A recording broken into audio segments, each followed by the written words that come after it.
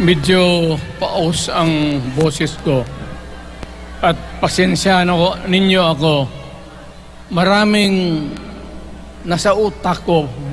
Papunta ako dito kung anong sasabihin ko. Puno kanina ang kaalaman ko. Ang problema, nung sumayaw yung magkakaroon dito,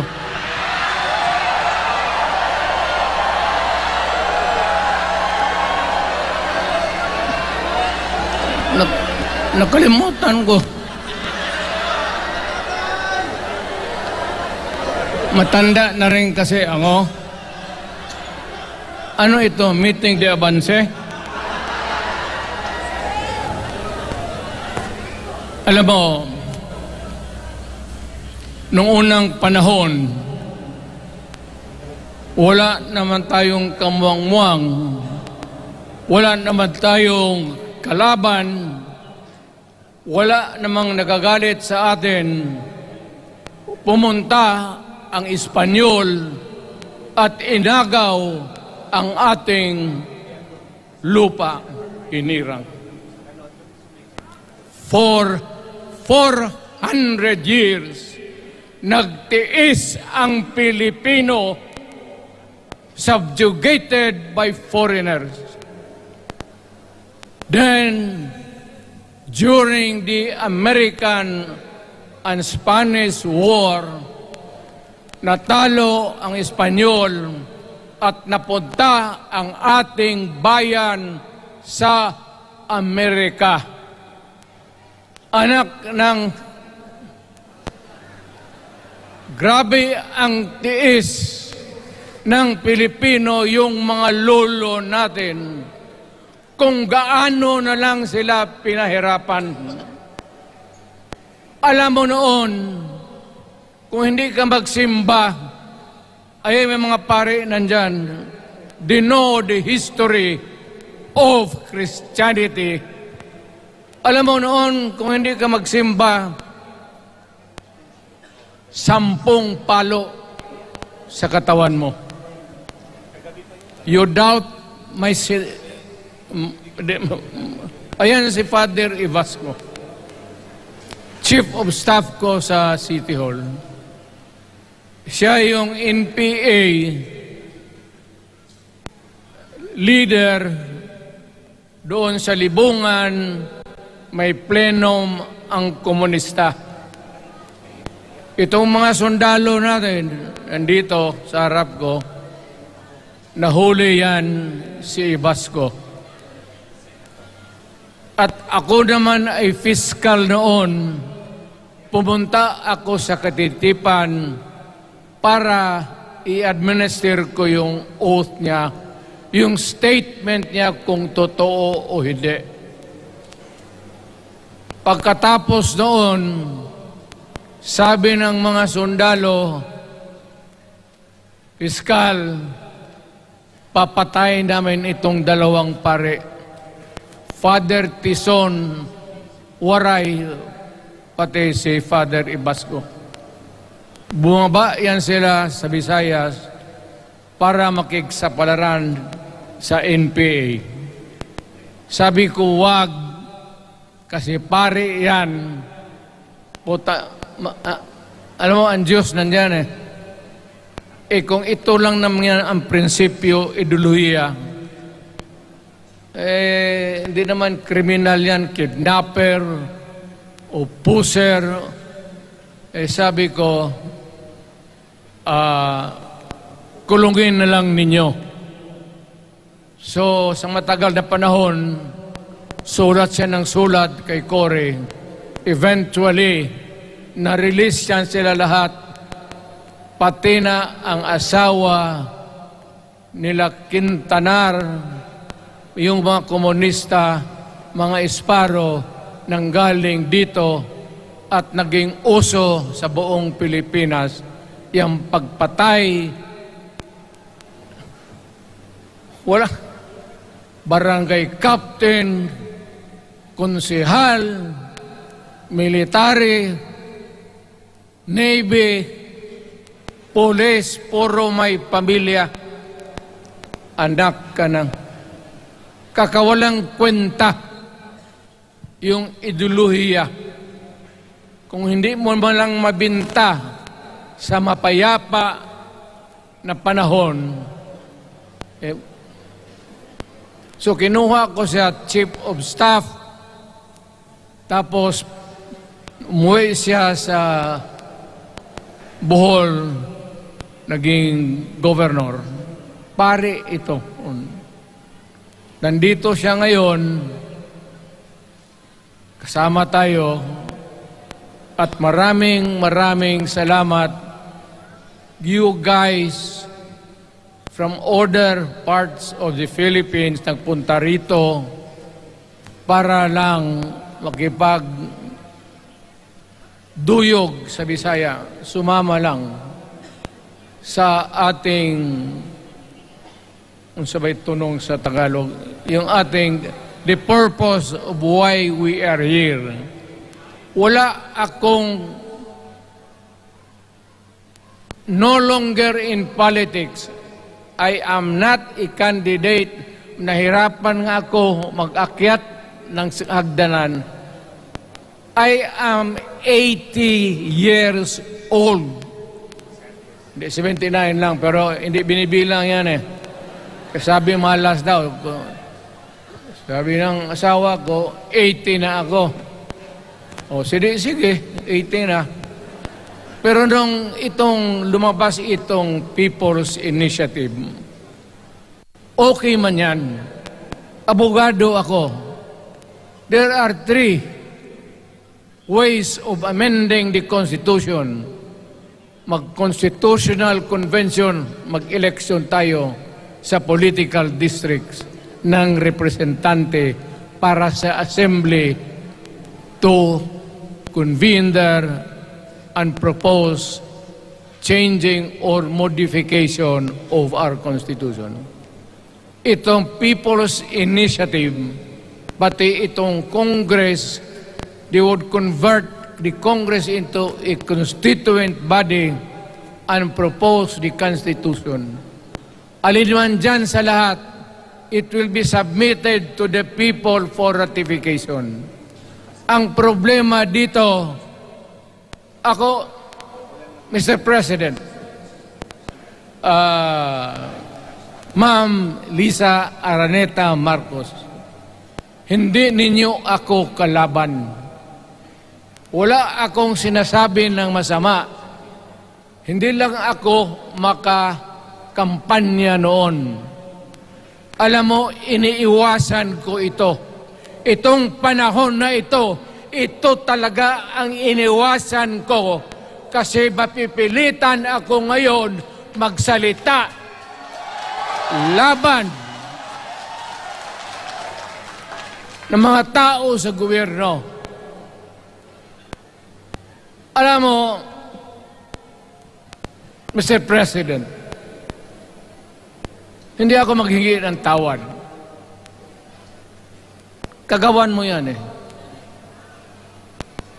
It is your responsibility sa sarili mo. What you do in this world binds you. Iyo yan. Huwag mong sisihin ang ibang tao kasi sarili mong utak at katawan yan.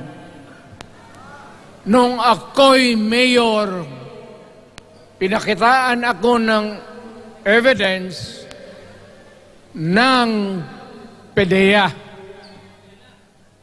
Doon sa listahan, nandoon yung pangalan mo. Ayaw kong sabihin yan kasi magkaibigan tayo. Kung hindi magkaibigan, magkakilala. Ikaw pumapasok kayo ng alanganin. Mr. President, baka susunod ka sa dinaanan ng tatay mo. Diyan ako takot. Ayaw ko mangyari sa iyo yan. pabor lang ako namang nagmamakaawa kasi it will divide the nation at madugo itong panahon na ito. Alam mo, Mr. President, sabihin ko maya sa tao kung ano ka. Noong unang panahon, hindi tayo puro Bisaya nagkita-kita doon sa Luzon. There was a community of Filipinos. Galing Visayas, galing Ilonggo, galing Waray, galing Mindanao, galing Hulo, galing Lanao, Cebu, Samar, at Taas, Pampanga, Apare. Nagkita-kita yung mga minono natin. Kasi hinawakan tayo ng Espanyol, pati Amerikano. Nung dumating ang panahon na tayo'y nagkaharap na, sabi ng mga lolo natin, ano ang gawain natin sa bayan natin? Pwede ba tayong magbarangay-barangay lang o magkaisa tayo? Di na bale, iba-iba ang salita natin. It was agreed by the Filipinos then of all walks of life, Ma-Ilocano, Ma-Cebuano, mga taga Mindanao, they agreed to form a constitution. Alam mo, yung constitution parang bahayan sa tao. May poste. Sabi natin, magawa tayo ng magandang opisina where we can meet and talk about the destiny of this country. Doon, they agreed na may malaking bahay, may poste, mga malaking poste, at may mga muebles at kwarto, living rooms and all. Ang usapan na from time to time, lumalaki na ang bayan at magdagdag tayo ng mga opisina sa mga opisyal. Maganda yun. Bahay yun. Mga sahig, nandyan lahat. Lamesa, desks, chairs and everything. Wala tayong pinag-usapan na sirain yung bahay na yun. It was intended for posterity at inabot sa atin yung konstitusyon na yan. Although it was amended and modified, but it is still the fundamental law since 1935 hanggang ngayon. At what keeps in Ilocano, Bisaya, Waray, Moro, bakit tayo nagkaisa? Magkaiba ang salita natin, ang pagkain, iba, ugali, iba. Bakit tayo andito ngayon? Dahil sa isang bahay. Yung bahay na yan, yung papel, the Constitution. Ngayon, ang Constitution is supposed to be a permanent thing. Ang batas na binigay ng Constitution so Congress, lawmakers, they can make laws every day, modify, change it if they want, every week. Okay lang yan. Huwag ninyong pakialaman ang Constitution kasi yun ang bahay opisyal ng Pilipino. Anak ka ng, bakit pumasok sa utak ninyo yung People's Initiative? Anong nakain ninyo? There's nothing wrong with the Constitution right now. The environment in the Philippines seems to be positive, okay. Wala namang problema. Araw-araw, nakikita tayo. Punta Maynila, marami akong kaibigan, mga brad ko, mga classmate ko. Okay ang buhay natin. But suddenly, nandito yung People's Initiative. Alam mo, sa umpisa pa lang, nagdududa na ako. Bakit? People's Initiative manggaling sa tao. Dapat yan galing sa mga purok at doon sa barangay at doon sa DILG, ipasa nila sa syudad, sa probinsya at sa national office.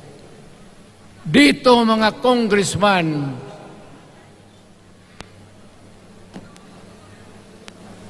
alam ninyo, kung magkaletse-letse ang buhay na ito, sabihin ko sa military, sirahan ninyo yung Congress. Magastos, nagbabayad tayo, nag-usik-usik sa kwarta. Sige pamayad para People's Initiative. So, what is the motivation? Galing ba sa puso ng tao yung pinipirma niya? Hindi yung pirma yung petition para ito, kaming nagsipirma dito, pumayag na merong pagkaiba ngayon sa Constitution. Pirma lang, pati pera. Anong klase yung putang inang yun? Ganon na lang ang tingin ninyo sa Pilipino. Pagka ganon, maghiwalay-hiwalay na tayo.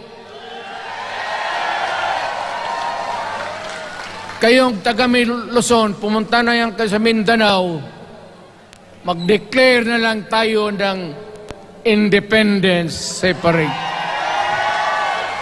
Bakit binababoy ninyo ang bayan natin? Ako naging presidente, ako naging mayor, ako naging congressman. Ang sinasabi ko sa inyo, putang ina.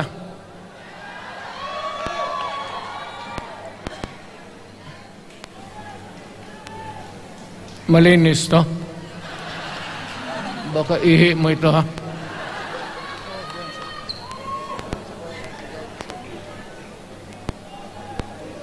Kakaubos talaga ng laway itong...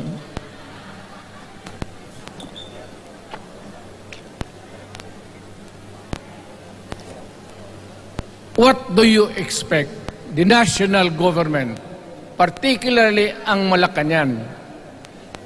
Anong gusto ninyong response? Niwala kayong mga seminar na ganon. You never educated the Filipino people. You want the Filipino to remain ignorant para you can do what you want with the country. Yan ang totoo. Kasi ginagago ninyo para walang alam ang taong bayan. Well, kaming nakapag-aral at may alam kundi, hindi katanggap-tanggap yung ginagawa ninyo. Sa umpisa pa lang, binibili na ninyo yung signature ng Pilipino. Yun ba ang People's Initiative? You know, national, provincial, city, munisipyo, then the barangay. Yan ang echelons ng power sa gobyerno. Hindi naman ninyo gigamit ang barangay at binigyan mo ng 20 milyones isa't isa sa kanilang mga congressman at binibili ang Pilipino Alam ninyo kung ano yan. Kaluluwa ang ninyo ang binibili ng taong bayan. Hindi ako mapayag ng ganon. Nakapag-aral ako, hindi naman ako ignorante. Bakit ka mag-people's change? Ang problema ninyo, ganito. Hindi pa. Pauna.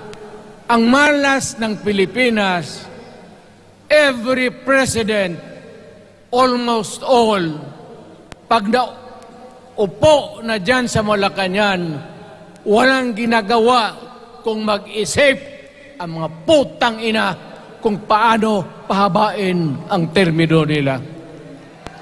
That's the problem. Bakit ganon kayo?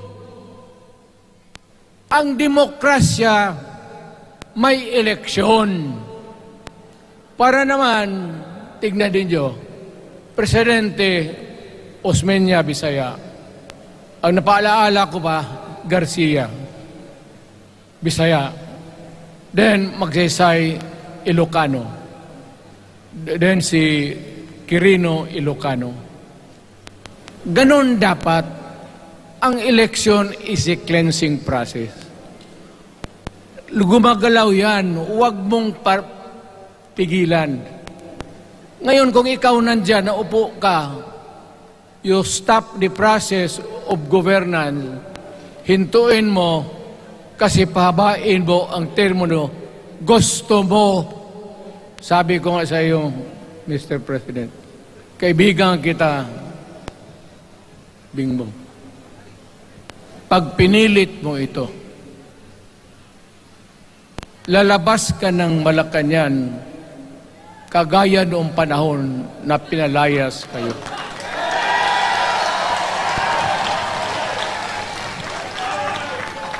Alam ninyo, kung hindi na talaga ito mapigilan, nandyan ang military pati polis, makinig kayo.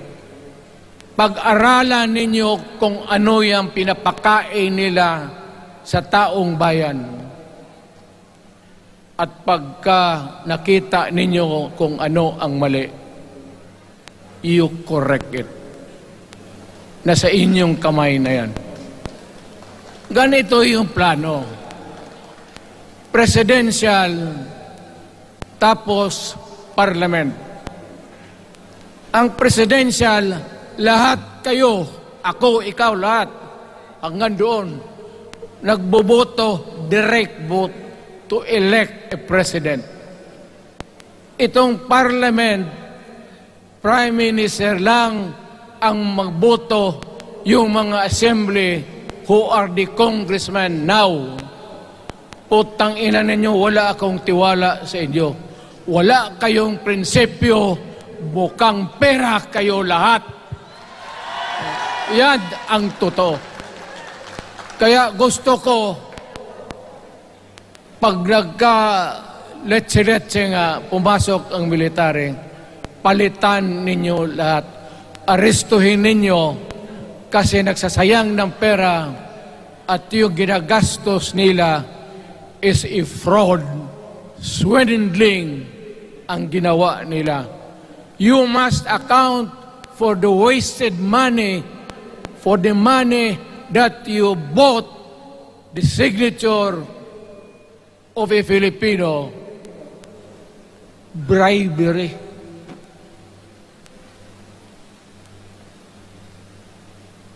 Magdasal lang kayo. If by the grace of God, mabalik ako,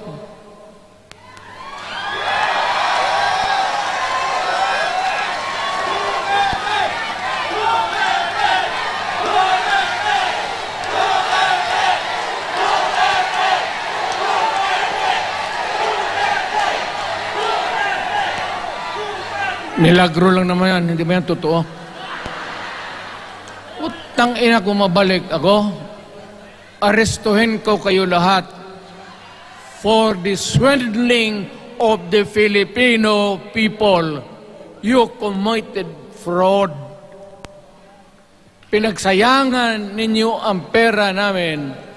People's Initiative does not involve buying the vote or the signature of the Filipino. Talagang mga wala kayong prinsipyo, mga putang ina ninyo. Yun naman, baski ano ka, diyan katagal ako, yan o. Yung sa likod ko, umupo ako diyan. Vice Mayor ako. Diyan, Mayor ako, pinakamatagal. Naging congressman ako. Presidente. Kayo, nagpasok sa Congress, eleksyon, nanalo, Seiko. So parang ganito, yung mga, para sa mga balaga, pati lalaki. Pasok niyan, Seiko. Paglabas niyan, pagkatapos, Rolex na. Pumunta ng Malacanang, nakatamaraw, paglabas niyan, nagka-Mercedes-Benz. Busog kayo lahat. Tingnan ninyo yung mga bahay noon ng mga congressman at tingnan ninyo ngayon kung ano kayaman sila, lalo na yung mga bahay nila sa Maynila.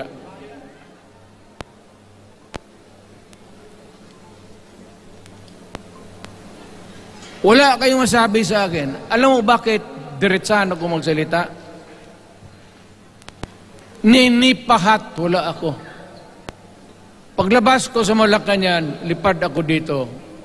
Pumunta ako sa bahay ko para mag-retire. Ayaw ko sanang bumalik. Ayaw ko na. Matanda na ako. Putang ina, napapandol lang ako dyan eh. Kaya lang, marami akong magandang naisip kanina papunta dito. Kaya yung sumasayaw lang kasi yung mga alin. Nabakante tuloy, nakalimutan ko kung ano ko nang ina. Huwag kayong magpaloko. Alam mo, Parliament, ang ambisyon niyan, karamihan galing kay Lisa Marcos pati kay Romualdez. Bongbong bangag yan.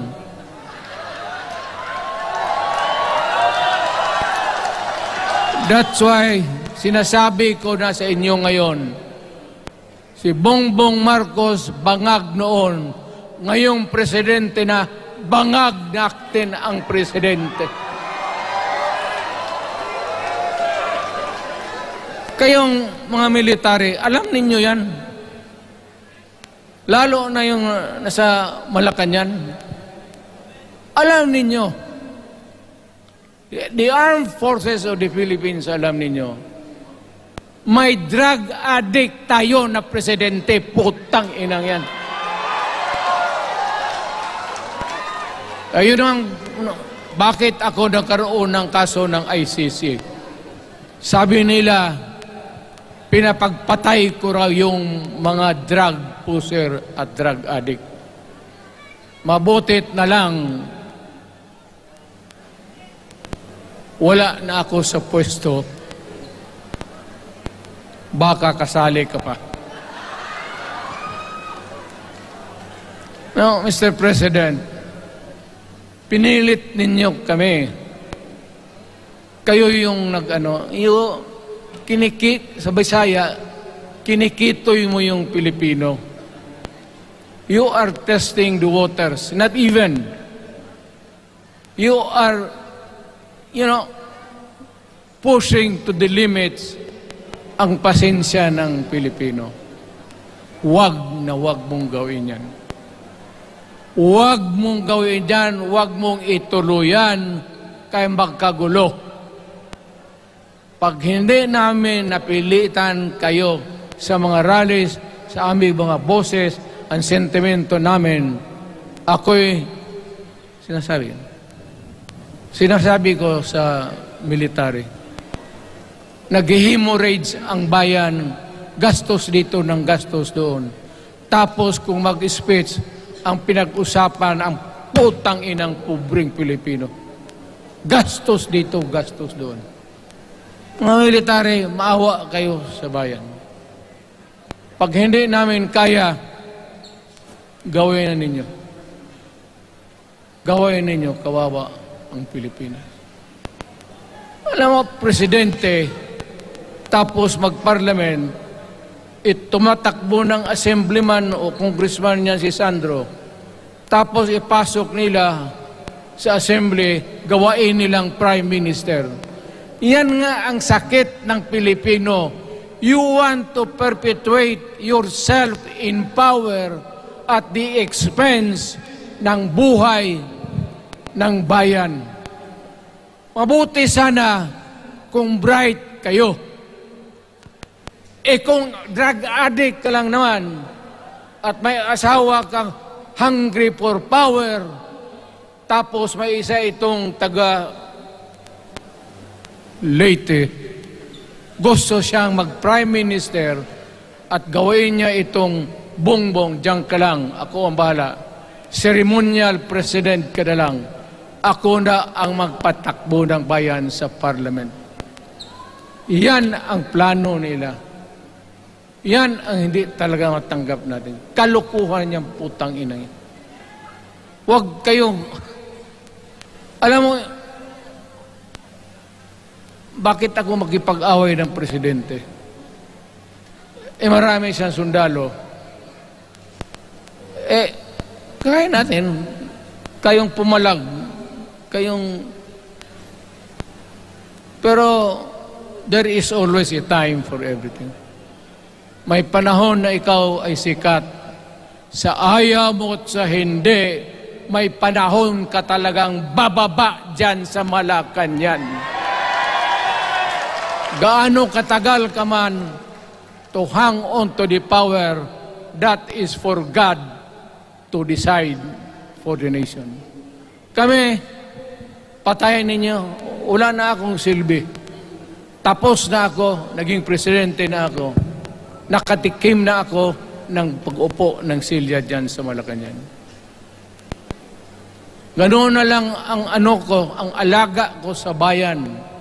Alam mo ba, tanungin mo yung lahat ng senador, magbisita sila, isang kanin, isang pork chop o isda, sabaw.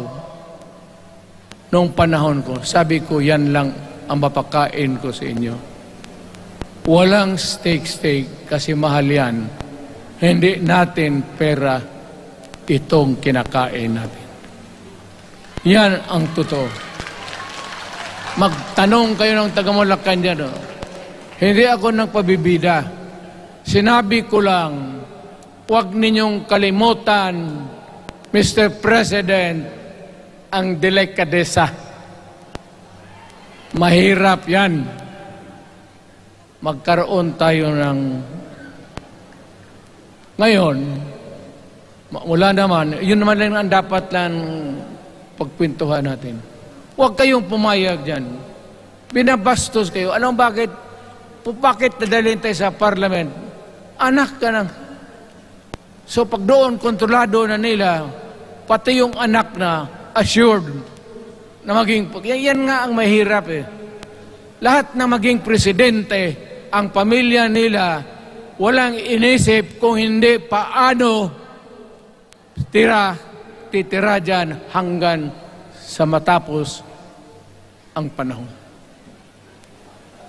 May I remind you, itong election, papalit-palit ito. Para sa lahat, mayroong Ilocano, may Bicolano, may Bisaya. Hindi mo pwedeng suluhin yan. The election is a cleansing process. It does not, it's never the intention of the whoever wrote the Constitution na ikaw, isang Pilipino, taga Paway, taga Batangas, taga Davao, ikaw, Rodrigo Duterte, nandiyan ka na, huwag ka nang umalis. It was not the intention of the lawmakers. Demokrasya tayo, Mr. President.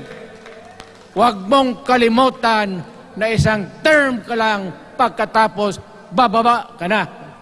Pag ayaw mong bumaba, utang ina magkagulo ang bayan, sabihin ko sa inyo. Ngayon, nakikinig kayong mga military. Gusto ninyong iwasan ang dugo? Kayo lang ang makapigil nito. Putang ina, pigilan mo yung kalukuhan na yan. Pagka hindi itong rally na ito, it will multiply all over the Philippines and there will be trouble. Ako ang nauna kasi galit ako. Dumaan ako ng presidente.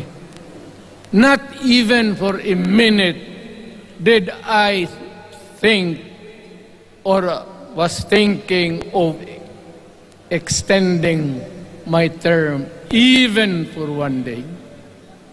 Nung natapos ako sa araw na yon, bumaba ako, sumakay ako, lumipad ako dito sa Davao.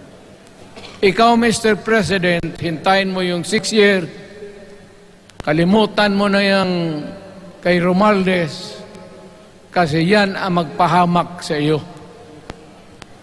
At maraming magagalit sa iyo, pati na ang militar. Kaya hindi na ako magtatagal. Yun lang ang dasal ko. Reject. Protect the Constitution. I am calling now the armed forces and the PNP. Protect the Constitution. Trabaho ninyo yan. Huwag ninyong kalimutan. Kami, inyong dapat, you should worry about the nation. The millions of Filipinos. Huwag kayong mag-isip lang ng isang pamilya. Putang ina. Ilagay ninyo sa utak ninyo yan. Bahala kayo. Balang araw, magsisihan. Pero kasi umuulan naman, hindi ulan. Hindi, shower lang yan doon sa Malacanang, ginagawa nila, pasirit doon.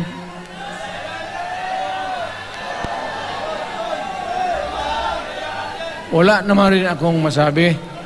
Kasi hindi man ito eleksyon.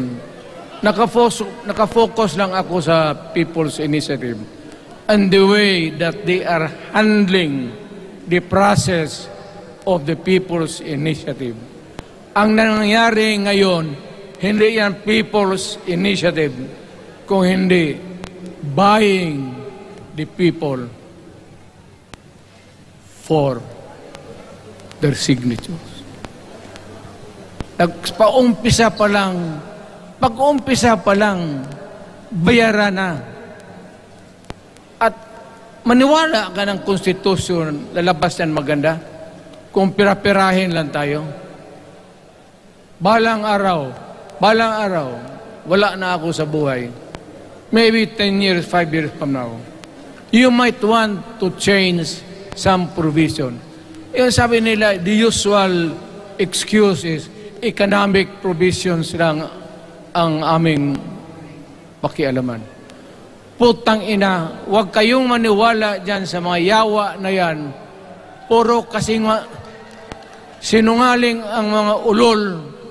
Alam mo, pag nagtawag ka ng Constitutional Convention through People's Initiative or when you open the Constitution, hindi mo pwedeng limitahan ang powers na yan.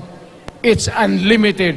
Kung ano ang gawain nila at kung ano ang utos ng may pera, kung bayaran sila, ipagbili talaga tayo.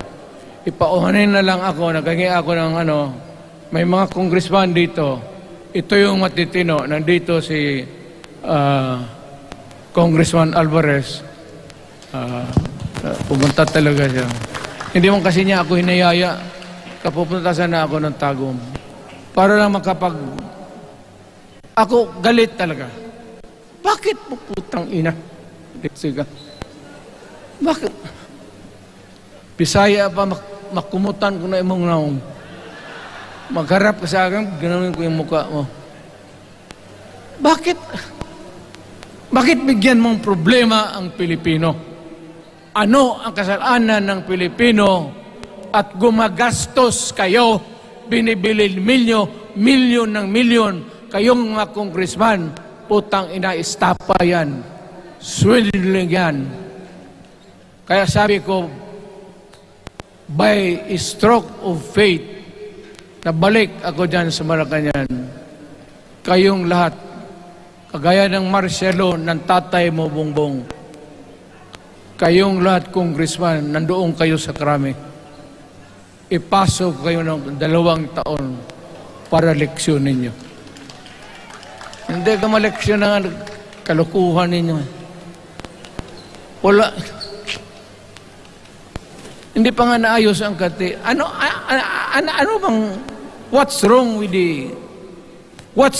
the Constitution? Tell me. Kung hindi yung inyong ambisyon. The real purpose itong constitutional changes sa People's Initiative is really to perpetuate those who are in power. Yan na lang ang ganyan ninyo. Marami akong sabihin, maybe kung patayin nila ako, putukin yung eroplano, wala na tayong magawa. Ngayon kung sino, alam mo na kung sino, yung sa Malacanang, yun ang aristuhin ninyo. Sila nag-umpisa ng kaguluhan ito. Ladies and gentlemen, I am very thankful na nandito kayo, mga Tagalog, Bisaya at taga-Maynila. And I hope that we will continue to love our country. Magbigay sila na pera, tanggapin ninyo, pera ninyo yan. Hindi ba ninyo na sa isip ninyo, bigyan kayo ng 1,000, 100, tanggapin mo, pera ninyo yan. Pati yung sa bulsa nila, kinakain nila, at pinagbili ng bahay kung saan-saan, pera ninyo. So, make sure na bago kayo lumabas lang naman sa mundong ito, may panahon lahat, mamatay tayo. Mag-iwan kayo ng isang prinsipyo. Sabi ninyo sa mga anak ninyo, tinanggap ko yung pera kasi pera natin ito, ibili natin pagkain. Pero yung prinsipyo natin, huwag natin ipagbili. Yan ang iiwan mo sa mundong ito para sa mga anak ninyo. At yan ang dadalhin mo sa langit. Pagka sinabi ni San Pedro, anong nagawa mo? May ginawa ako para sa bayan. Tapos magsabi San Pedro, ano pa? Yung mga ibang bagay na ginawa mo, mga kasalanan, mga kabit, ganon. Sabihin mo kay San Pedro, San Pedro, nandito ako sa langit para makipag-isa sa Diyos. Pag hindi ka tumahimik, yung manok mo, hawakan ko, ilambos ko yan sa ulo mo. Putang ina ka. Buksan mo yung puwertahan at papasok tayo, magkita-kita tayo sa langit. Lahat kayong hindi nabili, sigurado ako, langit kayo. Kaya basing anong kasalanan niyo, okay na yan. May guarantee na kayo yung passes. Mahalaga yan as a matter of principle. Prinsipyo sa tao. Maraming salamat po.